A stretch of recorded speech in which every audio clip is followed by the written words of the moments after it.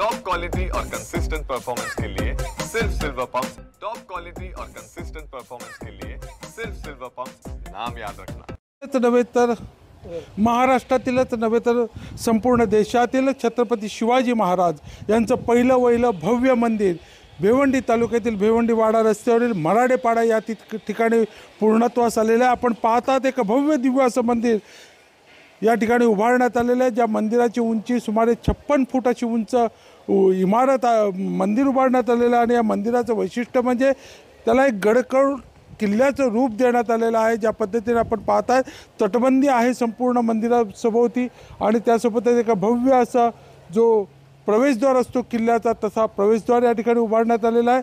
आणि या संपूर्ण मंदिर पूर्ण झाल्यानंतर आता येत्या 17 मार्च रोजी शिवजयंती जी तिथीनुसार साजरी होणार शिवजयंती आहे त्या दिवशी या मंदिराचं लोकार्पण महाराष्ट्राचे मुख्यमंत्री देवेंद्र फडणवीस यांच्या शुभ हस्ते होणार आहे।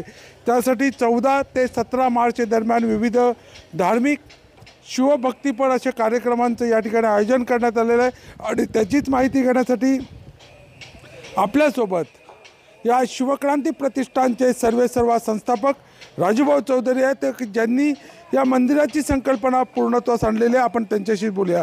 अरे कोण या ठिकाणी लोकार्पणासाठी येणार आहेत छत्रपती शिवाजी महाराजांच्या या मंदिराच्या? नमस्कार, जय शिवराय। खरं म्हणजे छत्रपती शिवाजी महाराजांचं महाराष्ट्रातील हे पहिलंच मंदिर आहे आणि या सोहळ्यासाठी महाराष्ट्राचे मुख्यमंत्री माननीय देवेंद्र फडणवीस साहेब, त्याचबरोबर त्यांच्याबरोबर माननीय उपमुख्यमंत्री श्री अजितदादा पवार, त्याचबरोबर उपमुख्यमंत्री श्री एकनाथजी शिंदे साहेब, तसेच महाराष्ट्रातून अनेक मान्यवर या सोहळ्यासाठी उपस्थित राहणार आहेत। छत्रपती शिवाजी महाराजांचे वंशज उदयनराजे भोसले, त्याचबरोबर शिवेंद्रराजे भोसले, त्याचबरोबर स्वामी गोविंदगिरी महाराज, त्याचबरोबर अजून काट सिद्धेश्वर महाराज, असे अनेक प्रकारचे इथले स्थानिक आमदार असतील, खासदार असतील, यांच्या सर्व उपस्थितीमध्ये हा भव्य दिव्य असा लोकार्पण सोहळा पार पडणार आहे। आपण बघत आहात गेल्या 7 वर्षापासून आपण सुद्धा या ठिकाणी येऊन अनेक वेळा या छत्रपती शिवाजी महाराजांच्या मंदिराचं आपण अपडेट दिलेलं आहे। तर खरं म्हणजे आज आपण ते बघत आहात तर संपूर्ण वातावरण हे तो शिवमय झालेलं आहे। या संपूर्ण तालुक्यामध्ये जिल्ह्यामध्ये या मंदिराची खूप ठिकाणी चर्चा चालू आहे आणि या मंदिरासाठी अनेक भागातनं संपूर्ण महाराष्ट्रातून आज शिवभक्त या ठिकाणी येत आहेत। त्यामुळं या सोहळ्याचं संपूर्ण महाराष्ट्राला एक उत्सुकता लागून राहिलेली आहे। एकूणच जर आपण पाहिलं तर ही शिवमंदिराची छत्रपती शिवाजी महाराजांच्या मंदिर उभारण्यामागची संकल्पना नक्की कशी तुमच्या मनात आली किंवा तुमच्या शिवक्रांती प्रतिष्ठानने हे शिवधनुष्य कसं पेललं? छत्रपती शिवाजी महाराजांचं पहिलं मंदिर बनवण्याचं मागचं आमचं एकच उद्दिष्ट होतं, हेतू होता की शिवाजी महाराजांचे विचार जे बऱ्याच वर्षापासून कुठेतरी कमी होत चालले होते असे आम्हाला वाटले। त्याचबरोबर आपल्या या शिवाजी राजांमुळं आपल्या हिंदू धर्माची मंदिरं वाचली गेली, त्या राजांचं मंदिर व्हावं अशी आमची एक भावना होती।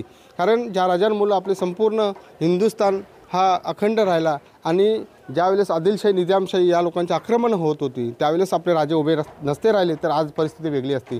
त्यांचेच विचार घेऊन आम्ही आज हे मंदिर उभारले। हे मंदिर नसून एक शक्तिपीठ आहे। या शक्तिपीठात जो पण कोणी व्यक्ती येईल, जो पण कोणी शिवभक्त येईल, तो नक्कीच या शिवाजी महाराजांची प्रेरणा घेऊन ते बाहेर पडणार आहेत। येणाऱ्या युवा पिढीलासुद्धा इतिहास कळावा आणि सहज आपण या मंदिराच्या ठिकाणी येऊन आपण संपूर्ण इतिहास येणाऱ्या युवा पिढीला कळावा, त्यासाठी कोणत्याही प्रकारचं आम्ही जास्ती इथे टेकडीवर किंवा उंच ठिकाणी न घेता एक रेग्युलर म्हणजे कधीही कोणी जमिनीवर सहज इथं पोचू शकतं असं आम्ही ही जागासुद्धा निवडलेली आहे। या ठिकाणी आपण जे मंदिर बनवलेलं आहे या मंदिरातील मूर्तीची सुद्धा एक वैशिष्ट्य आहे की ज्या रामलल्लांची मूर्ती ज्यांनी घडवली अशा अरुण योगीराज यांच्याकडून आपण ही मूर्ती घडवून घेतलेली आहे।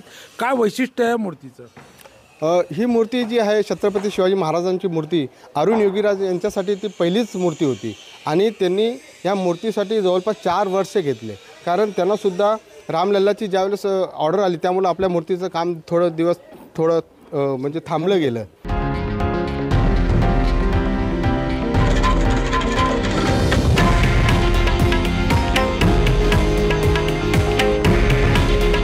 हे आहे देशातील नंबर 1 न्यूज नेटवर्क आणि आपण पाहत आहात TV9 मराठी।